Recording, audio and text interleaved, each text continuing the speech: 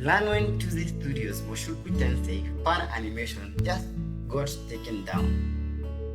And it might not be a coincidence. The 12 minutes film that packed dropped just days before the official Mushoku Tensei Season 3 trailer was released. It was gorgeous. Fans loved it. But then, boom, copyright strike by Koda. Here's the tweet by Lanwen. Our 12 minutes fan animation, Mushoku Tensei, Blood Pact, has been removed from YouTube due to copyright claim by Koda. Though expected, it's still heartbreaking. Thank you for the love, shares, and support.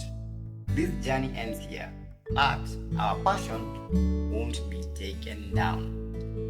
Visit Tuesday.